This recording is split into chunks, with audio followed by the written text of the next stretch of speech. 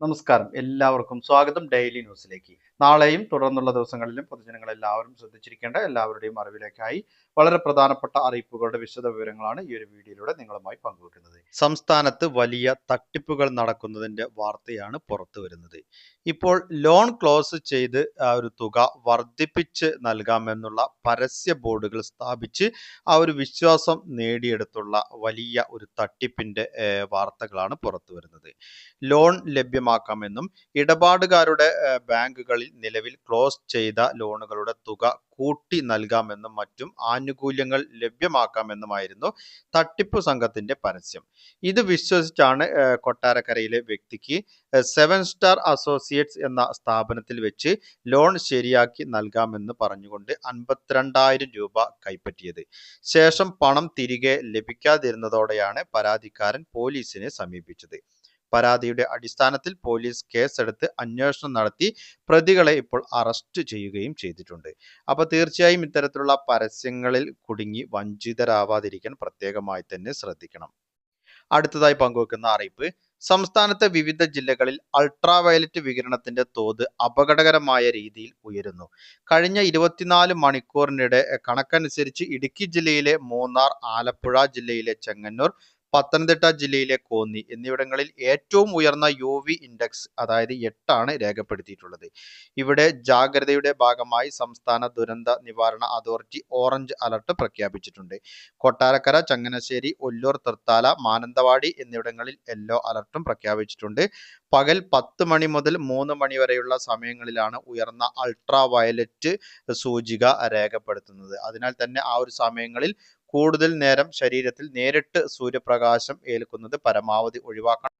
പുറം ജോലികളിൽ ഏർപ്പെടുന്നവർ, അതുപോലെ തന്നെ കടലിലും ഉൾനാടൻ മത്സ്യബന്ധനത്തിലും ഏർപ്പെടുന്ന മത്സ്യത്തൊഴിലാളികൾ, ജലഗതാഗതത്തിൽ ഏർപ്പെടുന്നവർ, ബൈക്ക് യാത്രക്കാർ, വിനോദസഞ്ചാരികൾ, ചർമ്മരോഗങ്ങളുള്ളവർ, നേത്രരോഗങ്ങളുള്ളവർ, ക്യാൻസർ രോഗികൾ, മറ്റു രോഗപ്രതിരോധ ശേഷി കുറഞ്ഞ വിഭാഗങ്ങൾ തുടങ്ങിയവർ പ്രത്യേകം ജാഗ്രത പാലിക്കണം.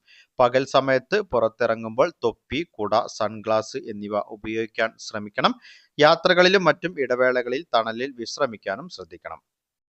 അടുത്ത അറിയിപ്പ്, സംസ്ഥാനത്തെ സാമൂഹ്യ സുരക്ഷാ ക്ഷേമ പെൻഷൻ ഈ ഒരു ഫെബ്രുവരി മാസത്തെ വിതരണ അറിയിപ്പ്, അതിൻ്റെ ഉത്തരവ് 20-ാം തീയതിക്ക് ശേഷമായിരിക്കും പുറത്തിറങ്ങുക.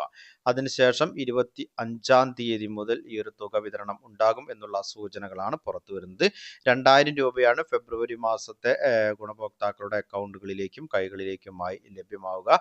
മസ്റ്ററിംഗ് ചെയ്യാത്ത ഗുണഭോക്താക്കളുണ്ടെങ്കിൽ തീർച്ചയായും മസ്റ്ററിംഗ് ചെയ്തിരിക്കണം. അതോടൊപ്പം തന്നെ മറ്റു സർട്ടിഫിക്കറ്റുകൾ ഹാജരാക്കാൻ ആവശ്യപ്പെട്ടിട്ടുള്ള ആളുകൾ ആ രേഖകൾ തദ്ദേശ സ്വയംഭരണ സ്ഥാപനങ്ങൾ സമർപ്പിക്കേണ്ടതുണ്ട്. അതായത് life certificate, non marriage certificate തുടങ്ങിയ സർട്ടിഫിക്കറ്റുകൾ ഹാജരാക്കാൻ നിർദ്ദേശിച്ചിട്ടുള്ള ഗുണഭോക്താക്കളുണ്ടെങ്കിൽ തീർച്ചയായും സമയബന്ധിതമായി തന്നെ അത്തരത്തിലുള്ള രേഖകൾ നൽകിയിരിക്കണം. അല്ല എന്നുണ്ടെങ്കിൽ നിങ്ങളുടെ ഈ ഒരു തുക തടസ്സപ്പെടുന്നതാണ്.